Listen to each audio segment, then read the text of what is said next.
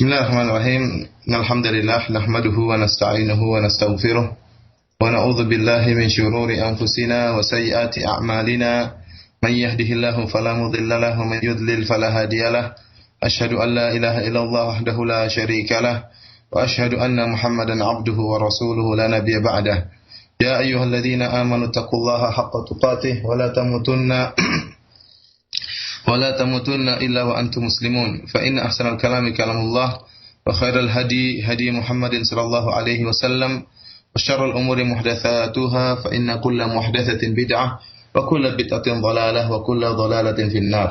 Ikhwani fillah wa akhwati fiddin azani Allah wa iyyakum. Pada pertemuan yang lalu telah kita jelaskan bagaimana tentang dakwah yang dilakukan oleh Nabi sallallahu alaihi wasallam secara terang-terangan dan bagaimana siksaan yang dialami oleh para sahabat radhiyallahu taala anhum yang dilakukan oleh orang kafir Quraisy kala itu. Dan sebagian sahabat mereka tetap menyembunyikan keislaman mereka sehingga tidak mendapatkan kemudaratan dan tidak disiksa oleh orang-orang kafir Quraisy. Dan Rasulullah sallallahu alaihi wasallam setelah mendakwakan Islam kepada para sahabat, Rasulullah sallallahu alaihi wasallam tidak membiarkan mereka begitu saja. Akan tetapi Rasulullah sallallahu alaihi wasallam lalu mengadakan pertemuan dengan mereka, yaitu di sebuah rumah milik Arqam bin Abil Arqam radhiyallahu taala anhu. Yang rumah tersebut dikenal dengan Darul Arqam, ya, Darul Arqam. Rumah tersebut, ikhwani fillah wa akhwati fiddin azanillahu iyyakum, terletak di Jabal Safa, ya, terletak di Jabal Safa yang merupakan pusat keramaian. Kita tahu bahwasanya Jabal Safa letaknya dekat dengan Ka'bah Al-Musyarrafah. Dan rumah tersebut dijadikan tempat pertemuan oleh Nabi sallallahu alaihi wasallam, tempat memberikan ta'lim dan pelajaran oleh Nabi sallallahu alaihi wasallam kepada para sahabat-sahabat terkait yang pertama kali masuk Islam, seperti Abu Bakar radhiyallahu taala anhu, Utsman bin Affan radhiyallahu taala anhu, Bilal dan yang lainnya. Mereka berkumpul di tempat tersebut dalam rangka mendengarkan nasihat-nasihat Nabi sallallahu alaihi wasallam, dalam rangka untuk menyampaikan apa yang mereka hadapi dalam medan dakwah. Dan adapun Al-Arqam bin Abil Arqam, nama beliau adalah Al-Arqam bin Abil Arqam bin Asad bin Abdullah Al-Makhzumi. Beliau berasal dari Bani Makhzum, ya, berasal dari Bani Makhzum, dan kita tahu bahwasanya Bani Makhzum dan Bani Abdi Manaf ada persaingan di antara mereka. Bani Abdi Manaf itu kabilahnya orang-orang Quraisy, kabilahnya Nabi sallallahu alaihi wasallam. Ada persaingan antara kabilahnya Nabi sallallahu alaihi wasallam dengan kabilah Bani Makhzum. Dan Arqam bin Abil Arqam tatkala itu umur beliau masih sangat muda, sekitar 16 tahun. Namun beliau memiliki sebuah rumah yang dijadikan tempat pertemuan oleh Nabi sallallahu alaihi wasallam dan para sahabatnya. Ini merupakan taktik jitu dari Nabi sallallahu alaihi wasallam dalam rangka untuk mengambil tempat Darul Arqam sebagai tempat pertemuan. Kita bisa lihat dari poin-poin berikut ini. Yang pertama, bahwasanya pemilik rumah ini, yaitu Al-Arqam, tidak dikenal keislamannya oleh orang-orang kafir Quraisy. Tidak dikenal keislamannya orang-orang kafir Quraisy. Yang kedua, dia masih sangat muda, sehingga tidak dicurigai oleh orang-orang kafir Quraisy. Dan dia bukan termasuk orang-orang pembesar seperti Abu Bakar, Utsman bin Affan yang terkenal di kalangan orang-orang kafir Quraisy. Tentunya orang-orang kafir Quraisy menyangka kalau Nabi sallallahu alaihi wasallam mau mengadakan pertemuan, tentunya Nabi sallallahu alaihi wasallam akan mengadakan pertemuan di orang-orang pembesar-pembesar mereka, yaitu di rumah Abu Bakar atau rumah Utsman. Ternyata Nabi sallallahu alaihi wasallam menjadikan rumah Arqam sebagai tempat pertemuan. Yang ketiga, ternyata Arqam bin Abil Arqam ini dari Bani Makhzum, ya, yang memiliki persaingan dengan kabilahnya Rasulullah sallallahu alaihi wasallam. Sehingga mereka tidak mencurigai bahwasanya Arqam ini akan masuk Islam. Kenapa? Karena secara tabiat kalau ada dua kabilah saling bersaing, tentunya tidak akan taat kepada kabilah yang lain. So, menurut persangkaan orang-orang kafir Quraisy bahwasanya kalau Makhzumi, seorang dari kabilah Makhzum, tidak akan taat kepada Quraisy seperti Nabi sallallahu alaihi wasallam. Namun ternyata Arqam masuk Islam dan meskipun masih dalam keadaan sangat muda. Kemudian ternyata rumah Arqam ini terletak di daerah Safa, ya, yang itu merupakan pusat kepadatan Mekah. Gerak-gerak masyarakat itu banyak pergerakan, banyak kegiatan di daerah tersebut. Sehingga orang tidak curiga. Biasanya orang kalau mengambil tempat pertemuan itu daerah yang jauh, menyempi, menyudut, ya, menyepi, terus memojok. Enggak, tapi ternyata Darul Arqam ini terletak di keramaian masyarakat. Terletak di keramaian masyarakat. Sehingga menghilangkan kecurigaan orang-orang kafir Quraisy. Kemudian yang berikutnya, ternyata Darul Arqam ini terletak di Jabal Safa dan dekat dengan Ka'bah Al-Musharrafah. Hingga Nabi sallallahu alaihi wasallam ada hawa iman, ya, ada suasana iman tatkala mereka berkumpul di dekat Ka'bah Al-Musharrafah. Di Darul Arqam inilah Nabi sallallahu alaihi wasallam memberikan ta'lim, memberikan nasihat, ya, tentang Al-Qur'an maupun sunnah kepada para sahabat, ya. Maka kalau kita bayangkan sungguh indah, ya, pertemuan yang mereka lakukan. Bagaimana tidak indah? Di situ ada Nabi sallallahu alaihi wasallam, ya. Kemudian ada Abu Bakar radhiyallahu taala anhu, ada Utsman bin Affan, ada Bilal, ya. Ada Ammar bin Yasir, subhanallah, orang-orang pertama kali yang masuk Islam. Sungguh indah, ya, pertemuan yang mereka lakukan, dan sungguh indah pelajaran yang mereka dapatkan dari Nabi sallallahu alaihi wasallam. Demikianlah Nabi sallallahu alaihi wasallam terus mentarbiyah mereka sambil berdakwah, yaitu mendakwakan Islam kepada orang-orang di kota Mekah. Namun ikhwani fillah wa akhwati Allah iyyakum, ternyata kekejian orang-orang kafir Quraisy semakin besar. Siksaan yang mereka lakukan dan perlawanan yang mereka lakukan, pertentangan yang mereka lancarkan kepada kaum muslimin, kepada para sahabat, semakin berat. Semakin berat. Oleh karena itu, Nabi SAW memandang untuk agar para sahabat berhijrah, berpindah tempat dari kota Mekah menuju tempat yang lain, agar mereka bisa menyelamatkan agama mereka, agar mereka bisa menegakkan akidah mereka. Hal ini sebagaimana pernah disampaikan oleh Ummu Salamah radhiyallahu taala anhu tentang apa yang menimpa mereka, tentang kesulitan yang menimpa mereka. Bahwasanya Ummu Salamah radhiyallahu taala anha menyampaikan, tatkala Rasulullah sallallahu alaihi wasallam, ya, menyaksikan azab yang ditimpa oleh para sahabat, azab yang sangat pedih. Sementara Rasulullah sallallahu alaihi wasallam sulit untuk diganggu oleh orang-orang kafir Quraisy. Kenapa? Karena Rasulullah sallallahu alaihi wasallam, ya, karena Rasulullah sallallahu alaihi wasallam memiliki penolong. Yang pertama kabilah Quraisy, yang kedua yang paling getol menolong Nabi sallallahu alaihi wasallam adalah pamannya Abu Talib radhiyallahu taala, Abu Talib, ya, sebagaimana pernah kita sampaikan bagaimana pembelaan yang besar yang dia lakukan terhadap keponakannya Rasulullah sallallahu alaihi wasallam. Kemudian juga istri Nabi sallallahu alaihi wasallam, ya, istri Nabi sallallahu alaihi wasallam itu Khadijah radhiyallahu taala anha merupakan orang terkemuka, merupakan orang-orang yang mulia yang kota Mekah, sehingga orang-orang kafir Quraisy segan untuk mengganggu Nabi sallallahu alaihi wasallam. Adapun para sahabat yang lainnya, ya, mereka tidak memiliki penolong, tidak ada yang bela mereka. Apabila mereka tidak sekuat kabilah Nabi sallallahu alaihi wasallam, dan mereka tidak terpandang di kalangan orang-orang kafir Quraisy, sehingga mereka pun mendapatkan siksaan yang berat dari orang-orang kafir Quraisy. Sehingga akhirnya Nabi sallallahu alaihi wasallam memerintahkan para sahabat untuk beranjak pergi menuju ke negeri Habasyah. Ya, Nabi sallallahu alaihi wasallam bersabda dalam hadisnya, "Inna bi ardil Habasyah malikan la yuzlamu ahadun 'indahu. Falhaqu bi biladihi hatta yaj'alallahu lakum farajan yan mimma antum fi." Kata Nabi sallallahu alaihi wasallam, sungguhnya di negeri Habasyah ada seorang raja, ya, yaitu An-Najasyi, ya. La yuzlamu ahadun 'indahu. Tidak ada seorang pun yang dizalimi di sisinya. Yaitu Raja Najasyi ini terkenal adil.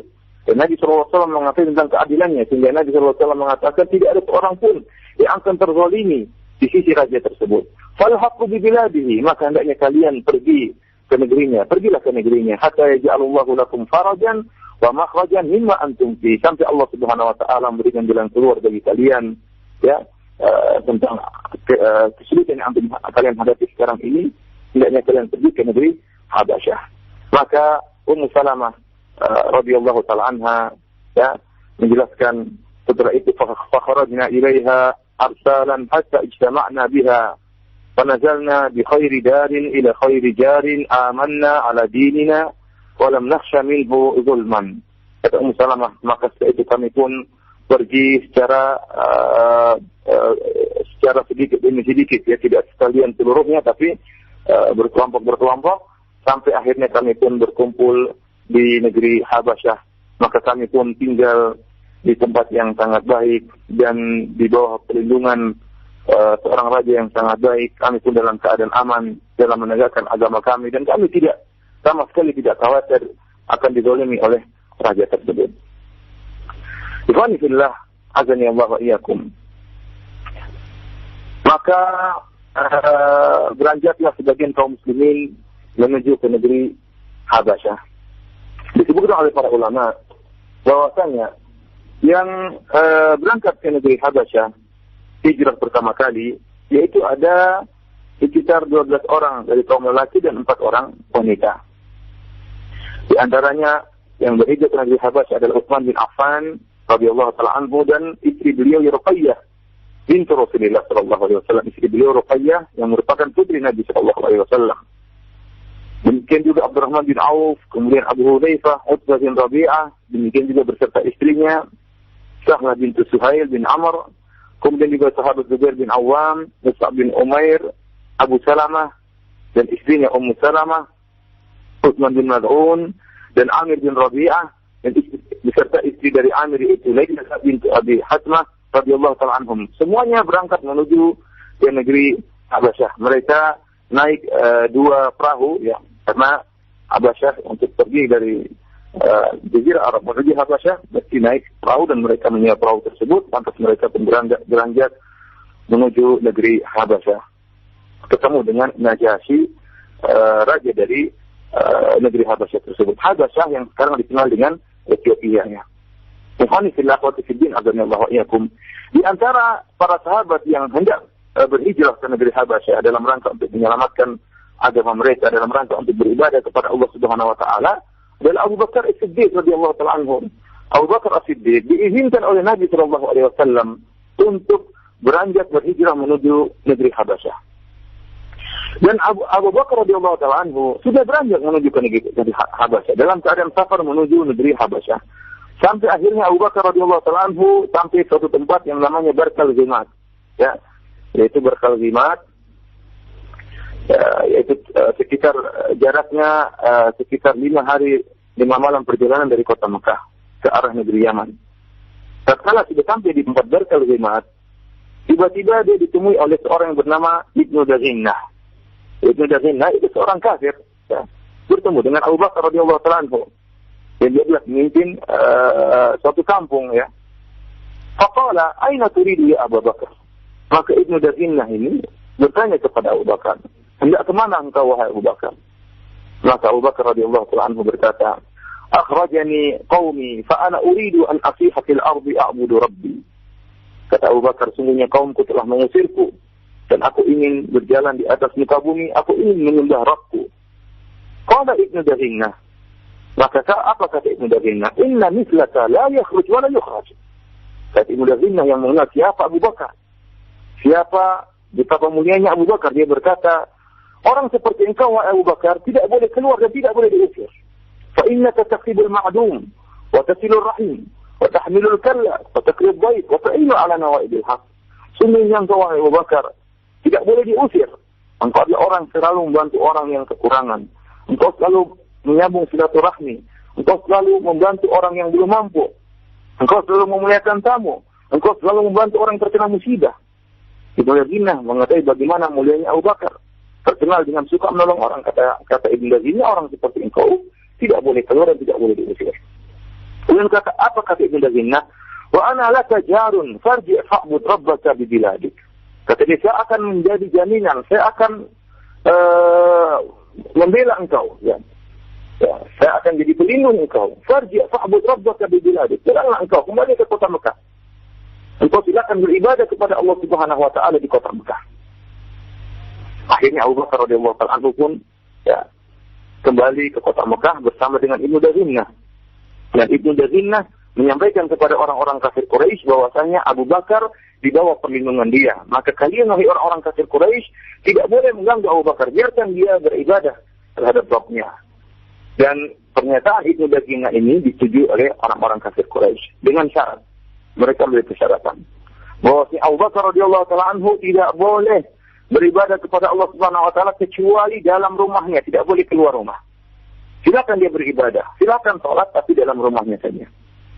Akhirnya Abu Bakar radhiyallahu taala anhu pun beribadah di rumah beliau, dan beliau sering membaca Al-Qur'an. Dan beliau membaca Al-Qur'an dengan suara yang cukup didengarkan dari luar. Ya, di bagian teras rumah beliau. Ya, ternyata ya, suara beliau didengarkan oleh orang-orang kafir Quraisy. Banyak wanita yang berkumpul di sekitar rumah Abu Bakar. Demikian juga anak-anak orang-orang kafir Quraisy. Mereka datang berkumpul untuk mendengarkan bacaan Abu Bakar radhiyallahu taala anhu. Dan mereka kagum dengan bacaan isi dari Al-Qur'an, bacaan Abu Bakar radhiyallahu taala anhu. Ya. Wa kana rajulan bakka'an la yamliku dam'ahu hina yaqra'u Al-Qur'an. Dan Abu Bakar radhiyallahu taala anhu adalah seorang yang mudah menangis. Tidak bisa dia tahan air matanya jika membaca Al-Qur'an. Dan ini sangat memberi pengaruh kepada orang-orang kafir Quraisy. Akhirnya hal ini pun diketahui oleh orang kafir Quraisy. Dan mereka tidak suka akan hal ini. Tidak ingin istri-istri mereka, anak-anak mereka terpengaruh dengan bacaan yang khusyuk dari Abu Bakar radhiyallahu taala anhu. Maka akhirnya orang-orang kafir Quraisy meminta Ibnu Daghina untuk memberhentikan Abu Bakar radhiyallahu taala anhu dan untuk melepaskan perlindungannya. Ya. Tidak boleh dia melindungi Abu Bakar. Akhirnya Ibnu Daghina pun memberi pilihan kepada Abu Bakar. Pilihannya, silakan engkau Abu Bakar beribadah kepada Allah Subhanahu wa taala namun dengan diam-diam. Tidak boleh dengan suara yang dikeraskan. Atau saya tidak bisa lagi melindungi engkau. Akhirnya Abu Bakar radhiyallahu taala anhu pun mengembalikan perlindungan Ibnu Daghina. Dia berkata, ini aruddu ilaihi jiwarak wa arda bi jiwarillah. Kata dia, aku kembalikan perlindungan engkau wahai Ibnu Daghina dan aku ridha dengan perlindungan Allah Subhanahu wa taala. Demikianlah kondisi Abu Bakar radhiyallahu taala anhu. Akhirnya beliau tidak jadi ke negeri Habasyah, namun beliau bersama Rasulullah sallallahu alaihi wasallam, berdampingan dengan Nabi sallallahu alaihi wasallam, ya, sabar dengan gangguan yang dilakukan oleh orang kafir Quraisy terhadap Nabi sallallahu alaihi wasallam. Beliau menemani Nabi sallallahu alaihi wasallam dan tidak jadi berhijrah ke negeri Habasyah. Alhamdulillah dan ya Allah wa iyyakum.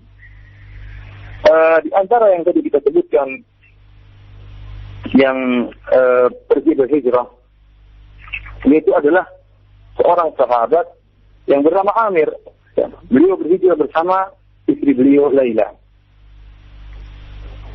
Jadi Amir bin Rabi'ah bersama istri beliau Laila binti Abi Hasnah, mereka termasuk orang-orang yang berhijrah ke Habasyah pertama kali. Ternyata istri dari Amir ini, dari Amir bin Rabi'ah ini, tatkala hendak berhijrah, dia bertemu dengan Umar bin Khattab radhiyallahu anhu. Saya akan bacakan tentang kisah pertemuannya dengan Umar bin Khattab radhiyallahu anhu. Ya, sebagaimana diriwayatkan oleh Ibnu Ishaq bahwasanya Laila, yaitu Ummi Abdullah, istri dari Amir bin Rabi'ah, pernah berkata, "Wallahi inna lanartahil ila ardil Habasyah. Wa qad dhahaba Amir bi ba'd hajatihi." Kata dia, demi Allah ya, kami akan berangkat menuju negeri Habasyah. Ya, tatkala itu suamiku yaitu Amir sedang pergi mengambil menyelesaikan urusannya.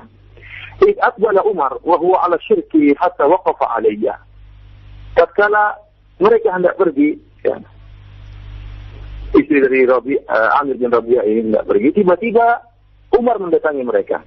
Tatkala itu Umar dalam keadaan syirik. Jadi masalah tatkala itu suaminya yaitu Amir sedang keluar sebentar. Ada urusan sebentar, sehingga tinggal istrinya saja, itu Laila, Ummi Abdullah. Ternyata datang Umar bin Khattab radhiyallahu anhu yang terkenal sadis dan terkenal ganas. Tapi itu masih dalam keadaan syirik. Sehingga pun dia berdiri di hadapan Laila. Wa kunna nalqa minhu al-bala. Dan kita selalu diganggu oleh Umar, kata Laila. Ya.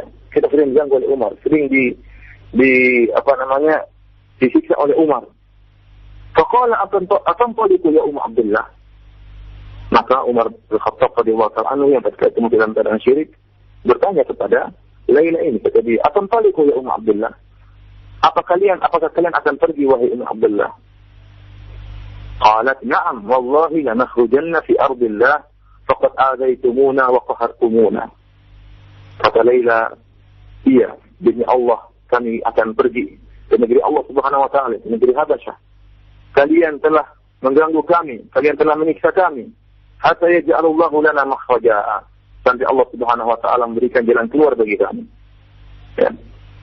Apa kata Umar kala itu? Sahibakumullah. Umar dalam keadaan cinta kala itu.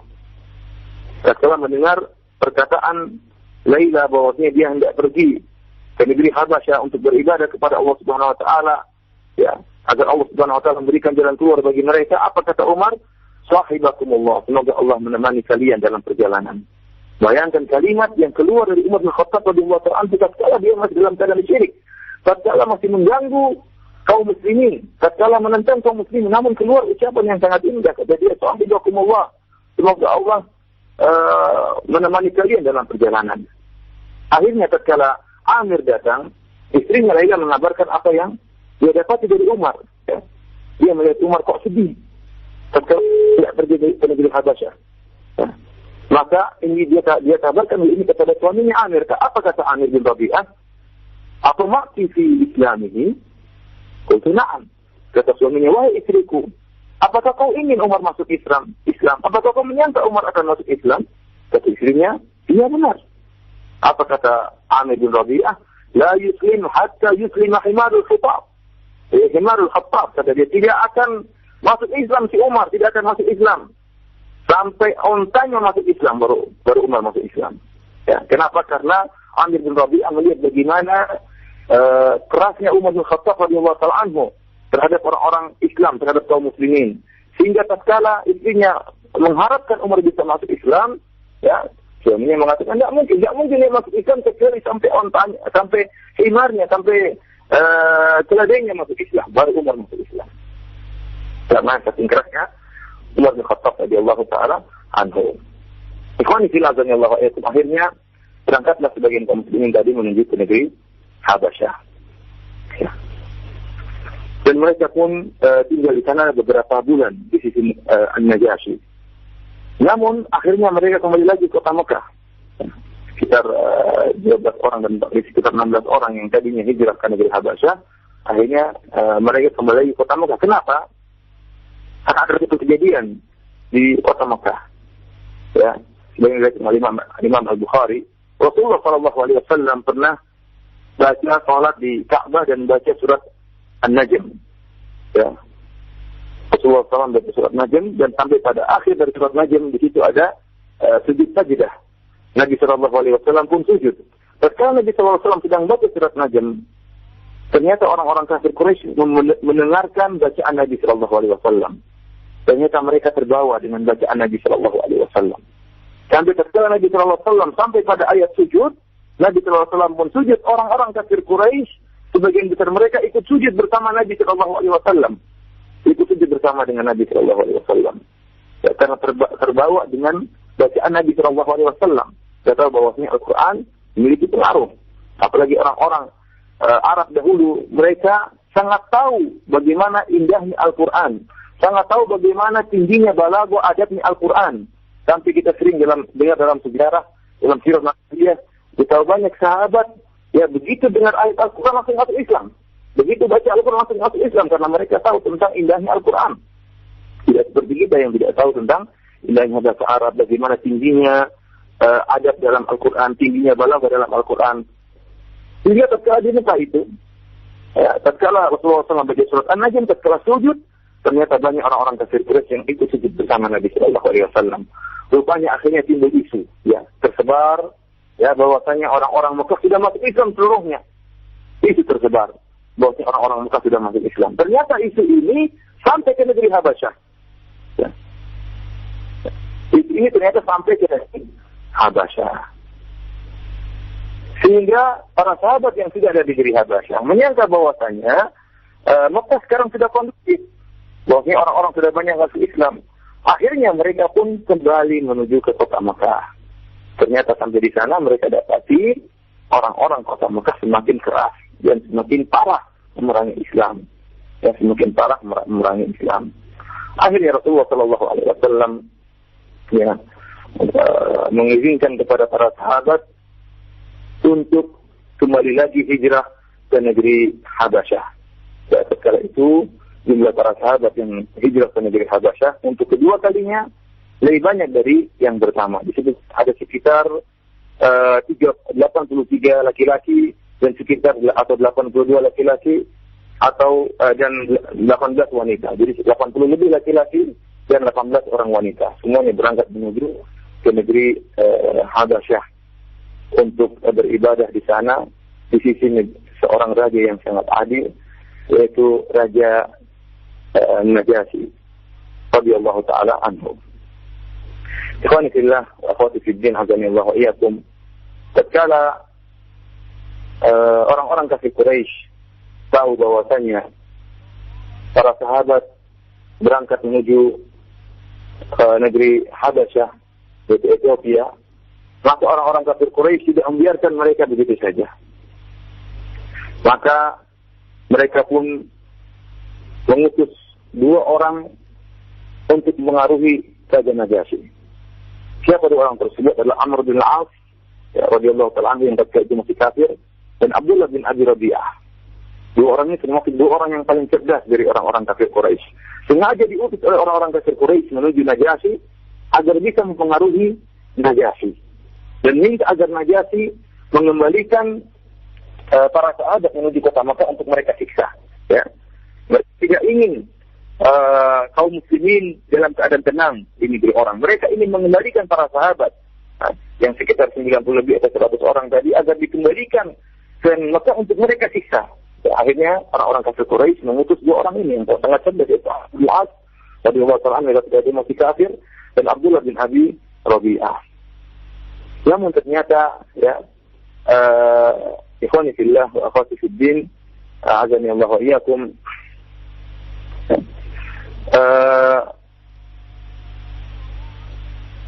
Najasyi sebagaimana disebut oleh Nabi sallallahu alaihi wasallam adalah seorang raja yang adil. Ya. Dia tidak langsung mendengar apa yang dikatakan oleh 2 orang kafir Quraisy.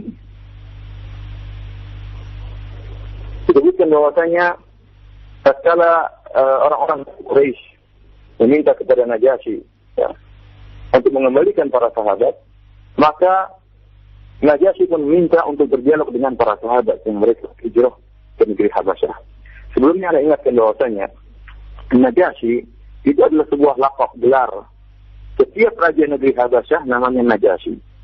Sama seperti setiap raja dari Rom adalah Kaisar, dan setiap raja dari negeri Furs yaitu Kisra, dan juga setiap raja di Mesir namanya Fir'aun, ya. Setiap raja namanya Fir'aun, itu adalah gelar. Ya. Ada seperti kita misalnya Prabu, ya. Namun Prabu siapa? Berbeda-beda namanya. Setiap raja yang ada di negeri Habasyah namanya Najasyi. Dan ini Najasyi ini bukan Najasyi yang dulu bosnya Abraha yang hendak menghancurkan Ka'bah, lain. Ini Najasyi lain, ya. Namun sama-sama laqabnya, gelarnya adalah Najasyi. Najasyi yang ada di negeri Habasyah ini namanya Asmah, kalau tidak salah Asmah, ya. Radhiyallahu ta'ala anhu. Akhirnya Najasyi pun memanggil para sahabat dan ingin bertanya tentang agama yang dibawa oleh Rasulullah sallallahu alaihi wasallam. Maka datanglah Ja'far bin Abi Thalib radhiyallahu ta'ala anhu mewakili para sahabat untuk berdialog dengan Najasyi. Dalam dialog yang sangat panjang, bagaimana Ja'far bin Abi Thalib berusaha menjelaskan tentang Islam kepada Raja Najasyi. Hadis ini diriwayatkan oleh Ibnu Khuzaimah dan juga diriwayatkan oleh Imam Ahmad dalam musnadnya. Apa kata Ja'far bin Abi Thalib? Ayyuhal malik, kunna qauman ahla jahiliyatin na'budul asnam. Maka kata Ja'far bin Abi Thalib, ya, wahai raja, wahai Najasyi, kami dahulu adalah sebuah kaum yang berada di atas jahiliyah, di atas kebodohan, di atas kesesatan. Na'budul asnam. Kami dahulu menyembah patung-patung. Wa na'kul mayitah. Dan kami juga makan bangkai. Wa na'kul fawahish. Kami juga melakukan perbuatan-perbuatan yang keji. Wa naqta'ul arham. Kami memutuskan silaturahmi. Wa nusi'ul jiwar. Ya'kulul qawi minna dha'if. Fakunna ala dhalika hatta ba'atha Allah ilayna rasulan. Minna na'rifu nasabahu wa sidqahu wa amanatahu wa afafahu. Kami dahulu demikian. Ya, tidak baik bertetangga, ya, memutuskan silaturahmi, yang kuat makan yang lemah, ya, hukum rimba yang berlaku, dalam keadaan akhlak yang buruk kami dahulu. Sampai Allah Subhanahu wa taala mengutus kepada kami seorang Rasul, Rasulullah sallallahu alaihi wasallam, seorang Rasul dari golongan kami, yang kami tahu nasabnya, bagaimana tingginya nasab Rasul tersebut, dan kami tahu bagaimana amanahnya, jujurnya Nabi tersebut, dan kami tahu bagaimana afafnya, bagaimana akhlak yang sangat mulia. Fada'ana ila Allah linuwahhidahu.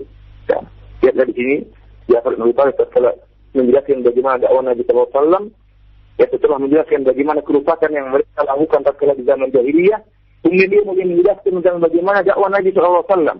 Pertama kali ada tauhid, kata dia, fada'ana ila Allah linuwahhidahu wa na'budahu wa nakhla'a ma kunna na'budu nahnu wa aba'una min dunihi min al-hijarati wal awzan.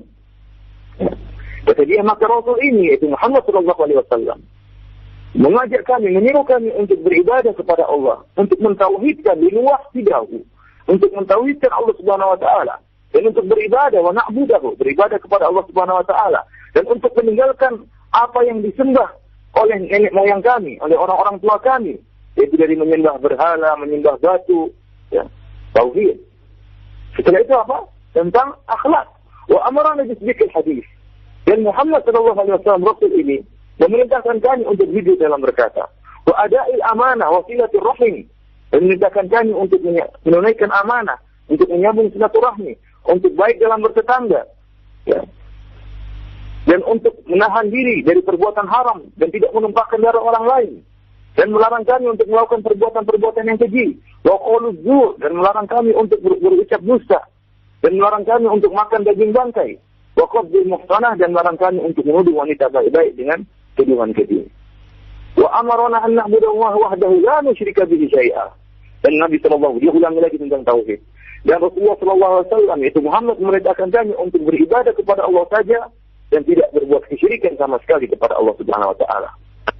Ya, mulailah Ja'far bin Abi Thalib menyebutkan tentang isi dari dakwah Nabi sallallahu alaihi wasallam. Maka beliau pun menyebutkan tentang perkara-perkara tentang Islam. Kemudian apa kata Ja'far bin Abi Thalib? فصدقناه وآمنا به واتبعناه على ما جاء به فعبدنا الله وحده فلم نشرك به شيئا وحرمنا ما حرم علينا وأحللنا ما أحل لنا فعد علينا قومنا. Kata Ja'far bin Abi Thalib radhiyallahu anhu, setelah kami mendengar dakwah Nabi sallallahu alaihi wasallam, maka kami pun membenarkan Nabi sallallahu alaihi wasallam. Kami pun beriman kepadanya dan kami ikuti jalannya, ya. Kami pun beribadah kepada Allah saja dan tidak berbuat syirik sama sekali kepada Allah. Dan kami haramkan apa yang diharamkan oleh Rasulullah SAW. Dan kami menghalalkan apa yang dihalalkan oleh Rasulullah SAW. Apa yang terjadi, kata Ja'far bin Abi Thalib, fa'ada alaina qaumuna, maka kaum kafir memusuhi kami. Fa'adzabuna wa fatanuna an dinina, liyarudduna ila ibadatil awsan min ibadatillah. Maka mereka pun memusuhi kami, kaum kami pun memusuhi kami, dan menyiksa kami, dan memaksa kami untuk meninggalkan agama kami, untuk kembali kepada peribadatan terhadap berhala, untuk meninggalkan peribadatan kepada Allah menuju peribadatan kepada patung-patung. Ya. Wa anna tahilla ma kunna nastahil min khaba'ith, dan mereka ingin agar kami menghalalkan kembali perkara-perkara yang buruk, ya, yang sudah diharamkan oleh Rasulullah sallallahu alaihi wasallam.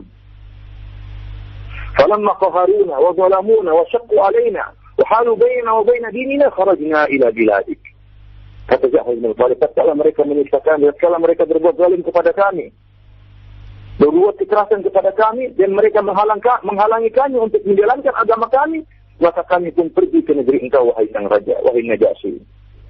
Wakhtarnaka ala man siwak, wa raditna fi jiwarik.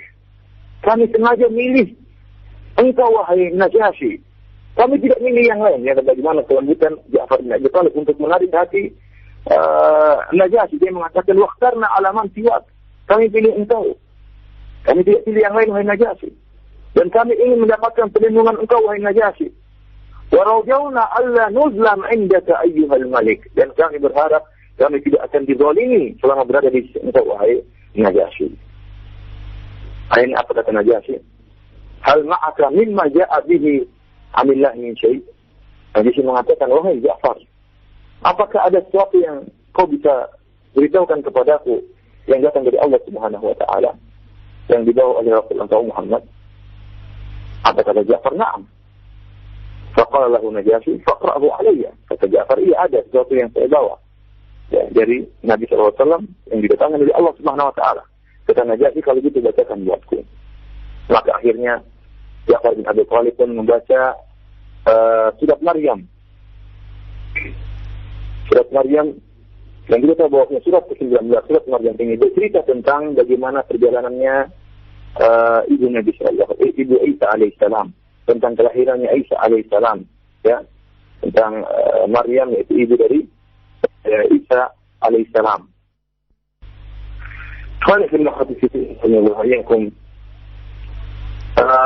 Akhirnya Najasyi meminta agar Ja'far bin Abi Thalib membacakan sesuatu yang datang dari Rasulullah SAW yang datang dari Allah Subhanahu wa taala.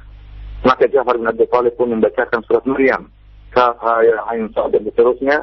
Dan kita tahu bahwa surat Maryam ini bercerita tentang perjalanan Nabi Isa, bagaimana lahirnya Nabi Isa alaihissalam. Ya. Tentang cerita yang sangat menyedihkan. Ya. Akhirnya apa? Fabaka wallahi Najasyi hatta akhbara lihyatahu. Ya. Ternyata Najasyi telah mendengar bacaan surat Maryam dari Ja'far bin Abi Thalib radhiyallahu ta'ala anhu, maka Najasyi pun menangis. Ya. Bahkan pendeta-pendeta di sekitarnya pun ikut menangis. Hatta akhbalu masahifahum, sampai tatkala tangisan mereka sangat deras, sampai buku-buku yang dibawa oleh orang-orang para pendeta tersebut juga ikut basah karena ketetesan air mata mereka. Setelah itu Najasyi berkata apa? Inna hadzal kalam la yakhruju minal miskati allati ja'a biha Musa in taliqu rasyidin. Ya. Kata Najasyi tatkala itu, sungguhnya perkataan ini, itu surat Maryam yang dia dengar, sungguh keluar dari sumber yang satu, sebagaimana yang dibawa oleh Nabi Musa alaihissalam. Maka hendaknya kalian pergi dalam keadaan tenang. Najasyi menangis setelah mendengar surat Maryam. Hal ini diketahui oleh Amr bin al-As. Ya. Pada keesokan harinya, Amr bin al-As memiliki rencana yang lain. Pokoknya tugas dia datang dari Mekah menuju ke Habasyah dalam rangka agar Raja Najasyi mengembalikan para sahabat ke Mekah, agar mereka bisa mengadab para sahabat kembali. Tatkala mereka tahu Najasyi menangis ketika mendengarkan surat Maryam, maka mereka punya rencana lain. Pokoknya bagaimana Najasyi bisa tidak terima para sahabat. Kayaknya mereka mengatakan apa kata Amr bin As yang ketika itu masih kafir. Ya. Dia berkata kepada Najasyi, Ayyuhal Malik, innahum yaquluna fi Isa qawlan 'azima.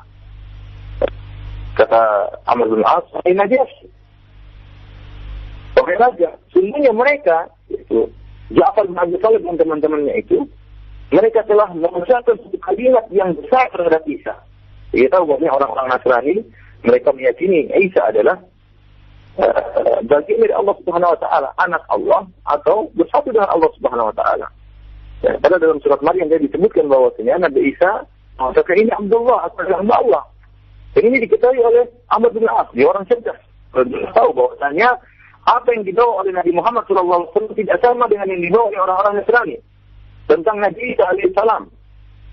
Sehingga Amr bin al-As ingin memprovokasi Najasyi. Sehingga dia mengatakan, wahai Najasyi, lihatlah apa yang diucapkan oleh mereka. Sungguhnya mereka telah mengucapkan perkataan yang besar tentang Isa alaihissalam.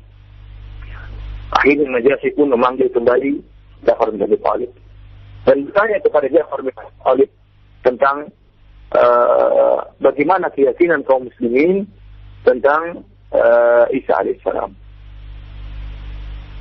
Maka kata Ja'far bin Abi Thalib, naqulu huwa Abdullah wa rasuluhu wa kalimatuhu wa ruhuhu alqaha ila Maryam. Dengan tegas Ja'far bin Abi Thalib mengatakan, kami mengatakan bahwasanya Isa adalah hamba Allah dan Rasulnya, wa kalimatuhu, dan merupakan kalimat Allah, yaitu Allah Subhanahu wa taala menciptakan Nabi Isa dengan mengatakan kun fayakun, wa ruhuhu alqaha ila Maryam, dan merupakan ruh di antara ruh-ruh yang diciptakan oleh Allah Subhanahu wa taala, yang ruh tersebut Allah lemparkan ke dalam perut Maryam. Ya. Itulah perkataan Ja'far bin Abi Thalib dengan tegas tentang Nabi Isa alaihissalam. Ini didengarkan oleh Najasyi.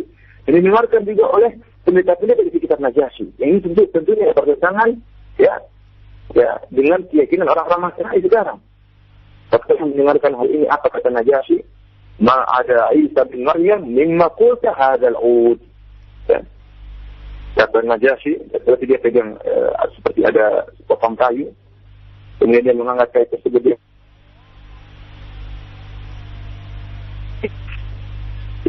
Yang pasti sama persis dengan apa yang disebutkan oleh Ja'far bin Abi Thalib tadi, ya, dalam surat Maryam, ya, tidak ada bedanya. Meskipun seperti tongkat, seperti kayu ini, tidak ada bedanya sama sekali. Ini sama persis antara yang disebutkan Al-Quran dengan yang ajaran yang benar yang dipahami oleh Najasyi. Demikianlah ikhwani fillah wa akhwati fiddin azanillahu iyakum, para pendengar Radio Roja dimanapun Anda berada, ya. Tatkala Raja Najasyi dan sebagian para pendeta mendengarkan apa yang dibaca oleh Ja'far bin Abi Thalib, mereka pun menangis dan mengetahui tentang kebenaran Islam. Dan kepada mereka lah turun firman Allah Subhanahu wa taala, "Wala tajidanna aqrabahum mawaddatan lil ladzina amanu alladziina qalu inna nasara dzalika bi anna minhum qissisina wa ruhbanan wa annahum la yastakbirun." Wa idza sami'u ma unzila ila ar-rasuli tara a'yunahum tafidu min ad-dam' mimma arafu min al-haqq yaquluna rabbana amanna faktubna ma'a syahidin. Ya, kata Allah Subhanahu wa taala, sungguh kalian akan mendapati ya yang paling kedekatan, yang paling cintanya paling dekat terhadap orang-orang beriman, yaitu orang-orang yang mengatakan kami adalah orang-orang Nasara. Karena di antara mereka ada para pendeta ya, dan mereka tidak dalam keadaan takabur. Wa idza sami'u ma unzila ila rasul, jika mereka mendengarkan apa yang diturunkan kepada Rasulullah sallallahu alaihi wasallam, tara a'yunahum tafidu minad dam' mimma arafu minal haqq, maka engkau akan melihat bahwasanya mata-mata mereka mengalirkan air mata karena mereka mengetahui kebenaran yang mereka dengarkan. Yaquluna rabbana amanna faktubna ma'asy syahidin, mereka berkata, wahai Rabb kami beriman dan catatlah kami termasuk orang-orang yang menyaksikan. Ikhwani fil azani Allah wa iyyakum. Jadi ayat ini turun tentang sebagaimana salah satu tafsir menunjukkan bahwasanya ayat ini turun tentang Raja Najasyi dan teman-temannya itu orang pendeta yang ada di sekitarnya.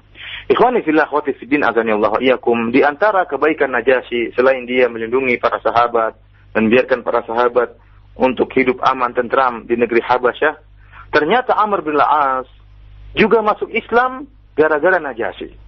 Setelah perang Ahzab, setelah terjadi perang Ahzab, tatkala Amr bin Al-As melihat bahwasanya kaum muslimin dalam keadaan kuat, ya, dan mereka mengkhawatirkan diri mereka, maka Amr bin Al-As mengajak teman-temannya orang-orang kafir Quraisy untuk berhijrah ke Habasyah. Ya, gantian mereka yang berhijrah. Kenapa? Karena kaum muslimin dalam keadaan kuat. Mereka khawatir suatu menimpa mereka. Sehingga dia pun mengajak Amr bin Al-As, ya, mengajak sebagian sahabatnya, orang-orang kafir Quraisy untuk berhijrah ke negeri Habasyah. Akhirnya Amr bin Al-As pun berangkat menuju ke negeri Habasyah dan bertemu kembali dengan Raja Najasyi. Akhirnya terjadi dialog antara Amr bin Al-As dengan Najasyi. Akhirnya Amr bin Al-As pun masuk Islam dengan dakwahnya Najasyi. Ya, dengan dakwahnya Najasyi. Subhanallah, Amr bin Al-As yang tadinya diutus oleh orang kafir Quraisy untuk bikin makar, ya, supaya Najasyi bisa mengembalikan para sahabat untuk disiksa kembali di kota Makkah, ternyata dengan kehendak Allah dia pun akhirnya masuk Islam. Ya. Tadinya dia bikin makar terhadap Najasyi, akhirnya dia masuk Islam karena dakwahnya Najasyi. Ya. Sebagaimana kisah ini disampaikan oleh Imam Ahmad dalam musnadnya. Ikhwani fillah wa akhwati fiddin azanillah wa iyyakum. Demikianlah ya tentang bagaimana hijrah yang dilakukan oleh kaum muslimin dan kaum mukminin, ya, 2 kali ke negeri Habasyah sehingga mereka pun bisa hidup tentram dan tenang di bawah lindungan Raja Habasyah itu Najasyi Asmahah, yang disebutkan oleh Nabi sallallahu alaihi wasallam bahwasanya Najasyi ini mati dalam keadaan beriman kepada Allah Subhanahu wa taala. Bahkan disebut dalam suatu riwayat Nabi sallallahu alaihi wasallam mengirimkan hadiah buat Najasyi, ya. Namun tatkala Rasulullah SAW mengirimkan hadiah kepada Najasyi, Rasulullah SAW tahu bahwasanya dia akan meninggal dunia. Sehingga Rasulullah SAW berkata kepada sebagian istri-istri beliau, ya, kalau saya rasa Najasyi akan meninggal dunia, kalau seandainya dia meninggal dunia dan dikembalikan hadiahku, maka hadiahku akan aku bagi-bagikan kepada kalian, yaitu kepada istri-istri Nabi Shallallahu Alaihi Wasallam. Dan disebutkan juga bagaimana tatkala Najasyi meninggal dunia, maka Rasulullah Shallallahu Alaihi Wasallam pun melaksanakan salat gaib. Ya, Rasulullah SAW mengatakan istaghfiru li akhikum. Ya. Rasulullah SAW mengatakan kepada para sahabat, hendaknya kalian beristighfar, minta ampun kepada Allah Subhanahu Wa Taala agar mengampuni saudara kalian itu Najasyi. Ya. Ini menunjukkan bahwasanya Najasyi meninggal dalam keadaan Islam. Sehingga para ulama khilaf apakah dia termasuk sahabat ataukah termasuk tabi'in Najasyi ini.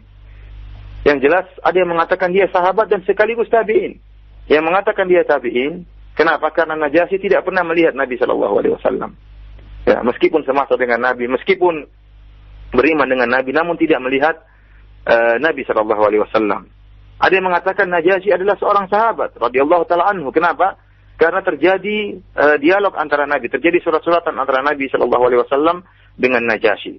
Dan dia mendengar utusan Nabi Shallallahu Alaihi Wasallam, Ja'far bin Abi Thalib radhiyallahu taala anhu. Intinya Najasyi meninggal dalam keadaan Islam. Bahkan Nabi Shallallahu Alaihi Wasallam memerintahkan para sahabat untuk melaksanakan salat gaib, ya, melaksanakan salat gaib karena meninggalnya Najasyi. Sebagaimana dijelaskan oleh Ibnu Taimiyah rahimahullah, Rasulullah SAW melaksanakan salat gaib terhadap Najasyi karena Najasyi meninggal di kalangan orang-orang kafir.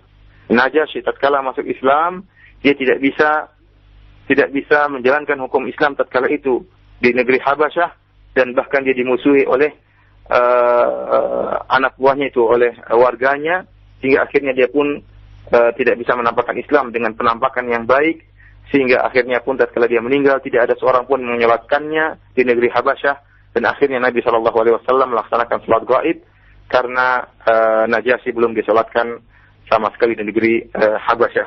Oleh karenanya, meskipun ada khilaf di antara para ulama, namun yang dirojikan oleh Ibnu Taimiyah rahimahullah, jika ada seorang muslim yang meninggal di satu tempat, dan menurut dugaan kita bahwasanya dia tidak disolatkan oleh seorang pun di tempat tersebut, maka dibolehkan bagi kita untuk melaksanakan salat gaib, ya, meskipun dia dalam keadaan jauh dari hadapan kita.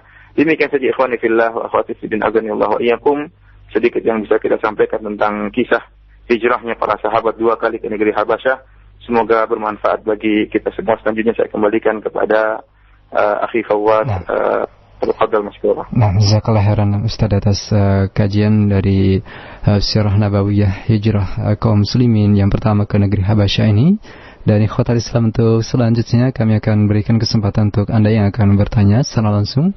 Ada beberapa menit ke depan untuk Anda yang akan bertanya. Kami persilakan di 0218236543 untuk telepon, atau dengan pesan singkat di 0819896543. Dan ada Bapak Azhari di Tambun Bekasi yang sudah menunggu untuk bertanya kepada Ustaz. Kami persilakan, Pak. Halo. Assalamualaikum. Nah, waalaikumsalam warahmatullahi. Silakan, Pak. Saya Azhari dari Tambun Bekasi, Pak Ustaz. Salat Jumat di Istiqlal. Ya, jadi di Istiqlal itu tiap habis salat Jumat itu ada salat gaib. Itu apa hukumnya, Pak Ustaz? Memang ada salat gaib gitu, Pak Ustaz. Tiap Jumat ada kayak orang salat berjamaah, disuruhkan bangun salat berjamaah lagi untuk salat gaib tiap Jumat. Iya, baik. Ya, itu aja. Terima kasih Pak Azhari. Saya, Pak Ustaz. Baik, jazakallahu khairan. Silakan Ustaz. Melazimkan, kita katakan bahwa salat gaib memang ada khilaf di antara para ulama. Ada yang mengatakan bahwasanya jika ada seorang yang berjasa, ya, yang memiliki jasa terhadap Islam kemudian meninggal dunia, ya, meskipun sudah disolatkan oleh kaum muslimin, kita boleh menyolatkannya mengingat jasanya yang luar biasa. Ini pendapat sebagian ulama, ya, di Saudi Arabia, di antaranya Syekh Abdul Musa Al-Abbad hafizahullah taala. Ada lagi yang mengatakan pendapat yang lain, ini bila Syekhul Islam Ibnu Taimiyah dan dikuatkan oleh Syekh Al-Albani rahimahullah, bahwasanya para sahabat banyak yang meninggal dunia, kaum muslimin banyak yang meninggal dunia, namun Rasulullah SAW tidak melaksanakan salat gaib. Demikian juga para khulafaur rasyidin tidak melaksanakan salat gaib, para sahabat tidak melaksanakan salat gaib atas kaum muslimin yang meninggal di tempat yang lain. Mereka hanya melaksanakan salat gaib, ya, kalau ada seorang Islam, seorang muslim yang meninggal dan belum disolatkan, sebagaimana kejadian yang menimpa Najasyi. Najasyi, ya, tinggal di negeri Habasyah. Tatkala dia masuk Islam, ya, tatkala dia masuk Islam, dia dimusuhi oleh warganya, oleh penduduk negerinya, sehingga dia tidak bisa menampakkan Islam. Ya. Akhirnya tatkala dia meninggal dunia, ya, tidak ada seorang pun di negerinya yang menyolatkan Najasyi. Maka apa kata Nabi SAW kepada para sahabat? Matal yauma rajulun salihun fasallu ala ashamah. Kata Nabi SAW, pada hari ini ada seorang saleh yang meninggal dunia, itu Ashama. Ashama itu adalah nama dari Najasyi. Fasallu alaihi, kata Nabi SAW kepada para sahabat, maka salatlah mayat kepada dia. Akhirnya para sahabat pun salat gaib kepada An-Najasyi.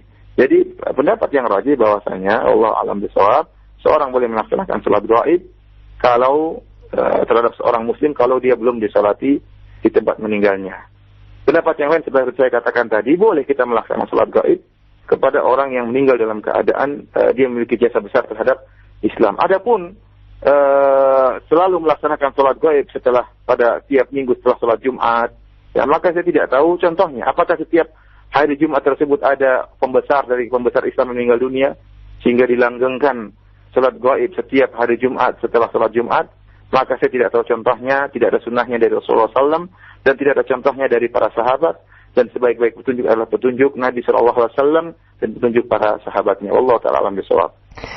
Nah, jazakallahu khairan untuk Bapak Azhari. Baik, untuk selanjutnya kami akan angkat pertanyaan yang datang dari pesan singkat dari Pak Haryono di Jakarta yang bertanya, Ustaz, bagaimanakah korelasi dengan ayat wa malam yahkum bima anzalallah faulaika humul kafirun dengan kondisi Ashamah yang saat itu beliau adalah seorang raja yang tentunya tidak berhukum dengan apa yang Allah turunkan, namun tetap dihukum oleh Islam dan diakui keislamannya oleh Rasulullah SAW. Bagaimanakah penjelasannya, Ustaz? Jazakallah khairan.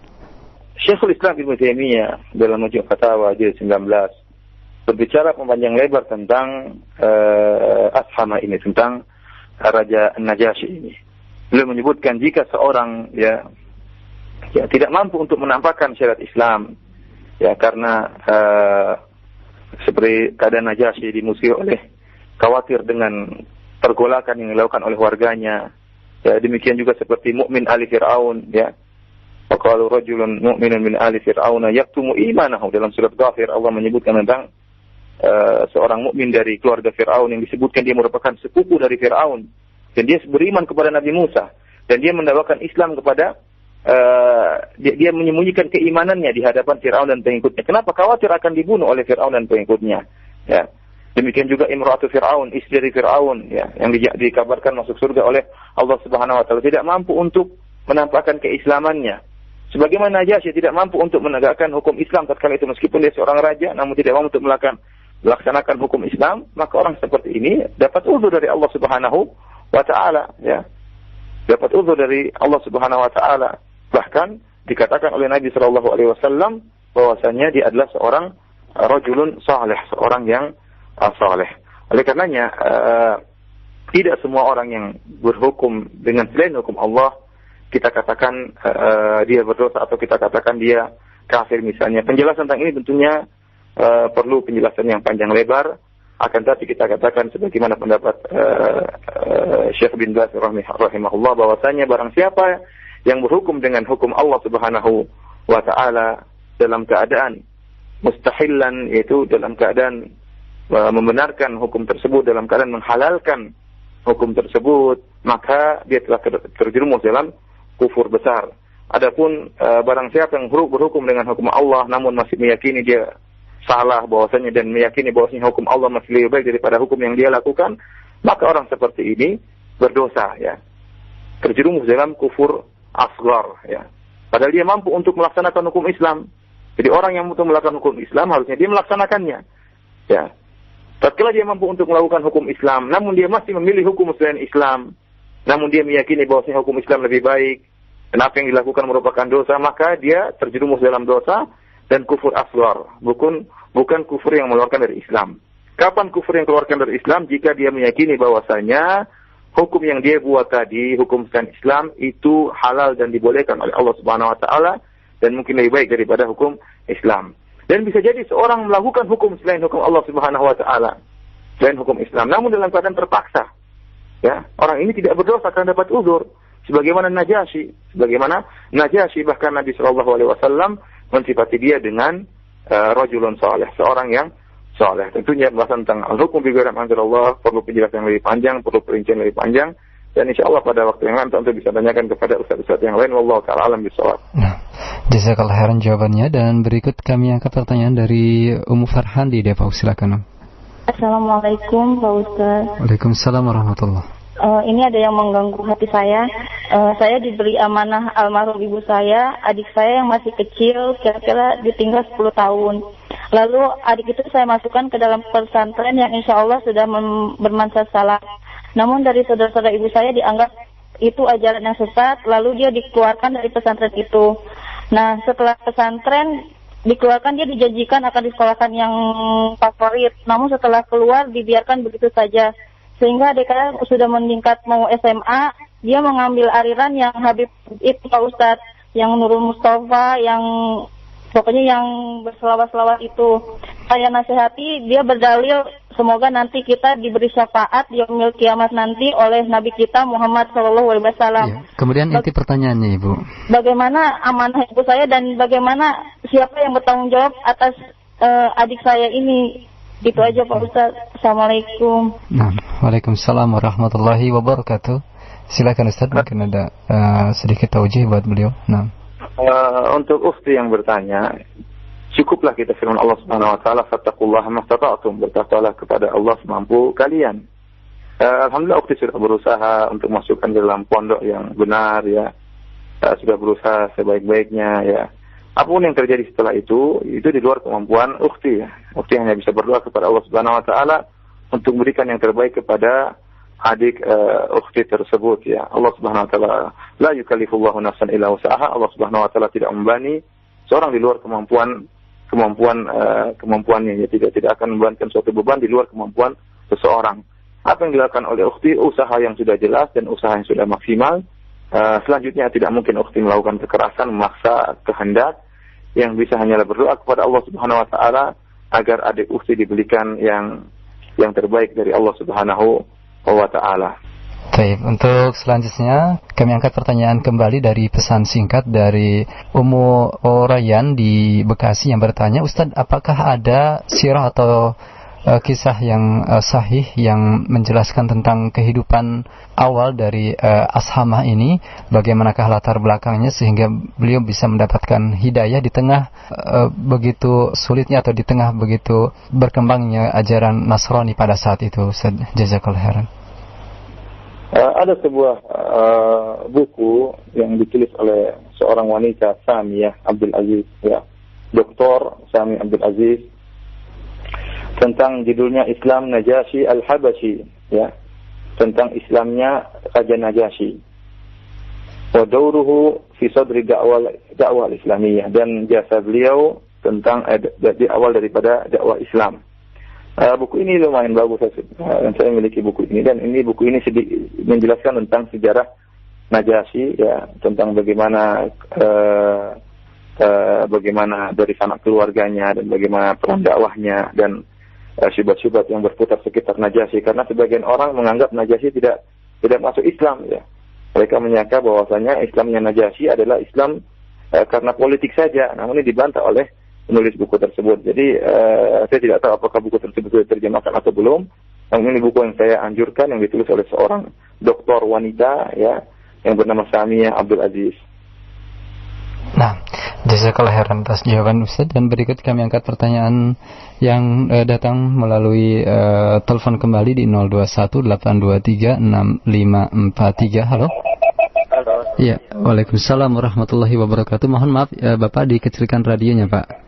Ada feedback. Nah, silakan, dengan siapa, dari mana Pak? Ini dari Ardi Bekasi Pak. Silakan Pak Ardi.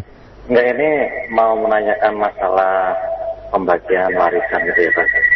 Iya, tentang ilmu warisan ini bagaimana Ustaz? Tidak ada pertanyaan tentang sirah yang kita bahas ini Bapak? Oh, harus sesuai tema ya Pak? Iya, kami harapkan seperti itu. Namun kita kembalikan ke Ustaz. Bagaimana Ustaz? Ya, bisa ditanyakan lebih detail karena masalah itu butuh hati-hatian kalau ini. Iya. Bisa ditanyakan kepada Ustaz jadi sahih. Nah. Insyaallah. Baik. Mungkin begitu Bapak, mohon maaf Pak. Mungkin Bapak bisa juga menelpon kembali secara detail nanti ke nomor informasi kami Pak ya. Ya, makasih. Nah, terima kasih Bapak. Jazakallah khairan untuk Bapak yang telah bertanya. Kemudian kami masih memberikan kesempatan, ada 10 menit waktu kita alhamdulillah untuk Anda yang akan bertanya, dan kami harapkan pertanyaan Anda sesuai tema di siang hari ini mengenai hijrahnya kaum muslimin yang pertama ke negeri Habasyah. Dan kita angkat saja dari penelpon yang berikut ini. Halo. Halo, assalamualaikum. Ya, waalaikumsalam warahmatullahi. Silakan Ibu. Iya, dari Ummu Muhammad. Silakan Ummu. Iya, mau tanya, kan katanya agama Nabi Muhammad SAW sebelum hijrah adalah, sebelum beliau jadi Nabi dan Rasul adalah Hanifiyah ya. Iya. Bagaimana ceritanya beliau bisa mendapatkan ilham, sedangkan kita tahu kan seluruh lingkungan sekitarnya semuanya musyrik. Iya. Itu saja. Jazakumullah khairan. Oh iya. Nah, silakan Ustaz. Nabi Shallallahu Alaihi Wasallam, selain Nabi Shallallahu Alaihi Wasallam juga ada orang-orang yang di atas agama Hanafiyah ya, agama Hanif ya. Dan Nabi Shallallahu Alaihi Wasallam mendapatkan hidayah dari Allah Subhanahu Wa Taala. Allah Subhanahu Wa Taala langsung yang memberi petunjuk kepada Nabi Shallallahu Alaihi Wasallam dan memilih Nabi Shallallahu Alaihi Wasallam Muhammad untuk diangkat menjadi Nabi. Oleh karenanya akidah Ahlussunnah wal Jamaah meyakini bahwasanya kenabian itu merupakan istifa. Kenabian itu merupakan pilihan dari Allah Subhanahu Wa Taala. Tidak sebagaimana perkataan sebagian orang-orang filsafat ya, yang mengatakan bahwasanya kenabian merupakan usaha, bisa syai'un muktasab, bisa diusahakan. Setiap orang bisa menjadi nabi ya.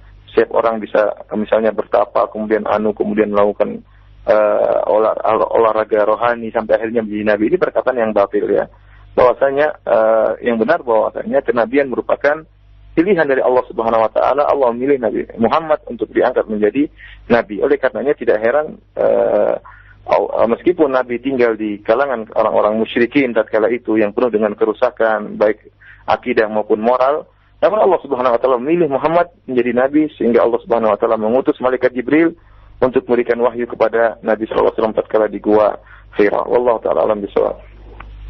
Baik, jazakallah khairan jawaban Ustaz, dan masih kami angkat dari penelpon yang berikut ini. Halo. Halo. Iya. Waalaikumsalam warahmatullahi. Dengan siapa Pak, dari mana? Dengan Bapak Doni di Serpong. Silakan Pak Doni. Ustaz, sebelum sebelum Nabi itu diangkat Rasul kan beliau berdagang gitu ya. Katanya dagangnya itu banyak pembelinya gitu. Apakah setiap Nabi berdagang itu dijual dengan disebutkan harganya itu? Ini saya sebutkan harganya modal misalkan 20.000 gitu. Apakah memang ada dalilnya seperti ini gitu? Sampai Nabi perkataan ini masyhur di tengah-tengah kita gitu.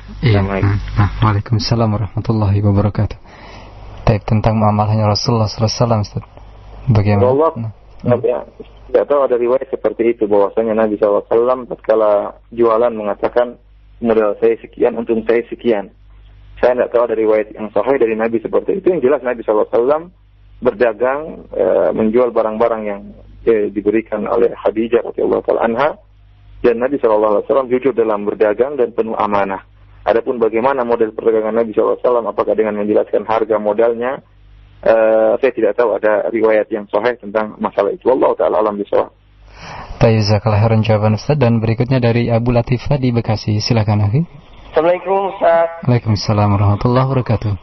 Anda mau menanya nih masalah tentang itikafnya Nabi itu bagaimana ya, itikaf yang sebenarnya itu yang dilakukan oleh Rasulullah ketika beliau beritikaf. Hanya itu aja, makasih. Assalamualaikum. Waalaikumsalam warahmatullahi wabarakatuh. Baik Ustaz, silakan. Yang jelas i'tikaf yaitu berdiam diri di masjid dalam rangka untuk beribadah kepada Allah Subhanahu Wa Taala. Dan hakikat i'tikaf sebagaimana disebutkan oleh Ibnu Rajab Al-Hambali yaitu qat'ul ala'iq anil makhluq wa ittisalu bil khaliq, yaitu seorang memutuskan segala hubungan dengan makhluk dan dia berhubungan dengan Allah Subhanahu Wa Taala. Artinya apa? Tatkala seorang beriktikaf, dia jauhkan dirinya dari kesibukan dunia, berdiam di masjid dalam rangka untuk beribadah kepada Allah Subhanahu Wa Taala, sampai disebutkan dalam riwayat bahwasanya para sahabat mengambil semacam rumah-rumah kecil-kecilan tenda-tenda itu ada batasan-batasan di masjid agar mereka bisa berkhalwat bersama Allah Subhanahu wa taala. Ya, tidak disibukkan dengan pembicaraan dengan orang lain.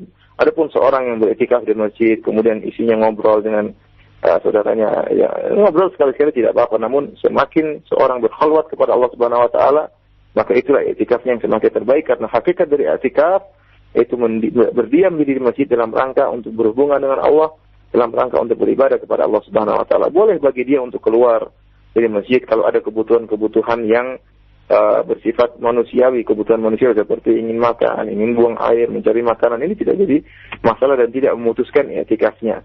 Namun tatkala di dalam masjid hendaknya dia memperhatikan adab i'tikaf, waktunya dihabiskan untuk baca Quran, untuk berdoa kepada Allah Subhanahu wa taala, untuk bertafakkur, merenungkan kebesaran Allah Subhanahu wa taala.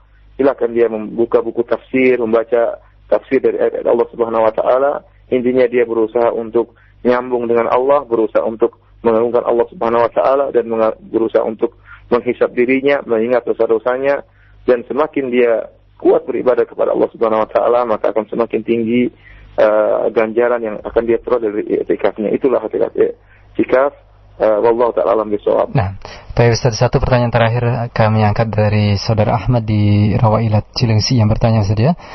Ustaz, dari penjelasan Ustaz mengenai hijrahnya kaum muslimin ke Habasyah, apakah juga disyariatkan bagi kita saat ini yang berada di lingkungan yang jauh dari nilai-nilai syariat Islam atau banyak hal-hal yang baru di luar Islam di sana, kemudian kita diwajibkan untuk hijrah ke tempat yang lain, ataukah lebih baik kita tetap tinggal di lingkungan tersebut dan berdakwah kepada masyarakat? Manakah yang lebih baik, dan apakah ada standar nilai tertentu bagi kita sehingga kita diharuskan untuk bisa hijrah ke tempat yang lain yang lebih baik? Jazakallahu khairan Ustaz. Pada dasarnya setiap muslim berusaha untuk berdakwah, dan jika seorang tidak mampu untuk menampakkan Islamnya, tidak bisa beribadah kepada Allah Subhanahu wa taala dengan baik di suatu tempat, maka boleh bagi dia, disyariatkan bagi dia untuk berhijrah. Ya, bahwasanya ardullahi wasi'ah, bahwasanya bumi Allah ini sangatlah luas. Cari tempat di mana dia bisa beribadah kepada Allah dengan sebaik-baiknya, ya. Dimanapun saja dia dapat tempat tersebut, silakan dia berhijrah. Akan tapi jika ternyata dia tinggal di suatu tempat yang di situ mungkin banyak kerusakan, dan dia masih mampu untuk menuntut ilmu, dan masih mampu untuk beribadah kepada Allah Subhanahu wa taala, bahkan mampu untuk mendakwakan Islam, maka dia sebaiknya tinggal di tempat tersebut dalam rangka untuk menebarkan Islam, dalam rangka untuk mendakwakan Islam, dengan harapan akan banyak orang yang mengenal sunnah, akan banyak orang mengenal tauhid, ya. Namun jika memang sama sekali tidak mampu untuk beribadah, sulit untuk karena menyelamatkan hati diri sendiri lebih utama dari menyelamatkan hati orang lain. Tatkala seorang tinggal di suatu tempat tidak tentram, tidak bisa beribadah, tidak bisa khusyuk, tidak bisa konsentrasi untuk beribadah, maka boleh bagi dia berhijrah dalam tanda petik, yaitu pergi ke tempat yang lain agar dia bisa lebih tenang beribadah, ya. Namun kalau dia bisa mendapatkan ketenangan, apalagi dia bisa berdakwah kepada orang lain, ya. Terkadang dakwah itu ada kelezatan tersendiri, ya, menambah kekhusyuan dalam hati seorang. Ya, dia bisa beribadah dan dia bisa berdakwah, maka itu yang lebih afdal. Dia menggabungkan antara ketenangan hatinya dan berusaha mencari ketenangan buat hati orang lain. Namun jika berhadapan dengan apakah dia harus berdakwah atau mendahulukan ketenangan hatinya, keselamatan batinnya, maka keselamatan batin seorang, ya, keselamatan batin dirinya, keselamatan hatinya itu lebih utama daripada segala-galanya, maka hendaknya dia berhijrah, pindah tempat ke tempat yang lain yang dia bisa beribadah dengan tenang kepada Allah Subhanahu wa taala. Demikian saja Allah yakum apa yang bisa Anda sampaikan pada kesempatan kali ini. Kurang lebihnya ana mohon maaf. Yang benar datang dari Allah Subhanahu wa taala, yang salah dari pribadi, dari kesalahan lisan saya. Semoga Allah Subhanahu wa taala maafkan kita semua. Selanjutnya saya kembalikan kepada Akhi Fawaz.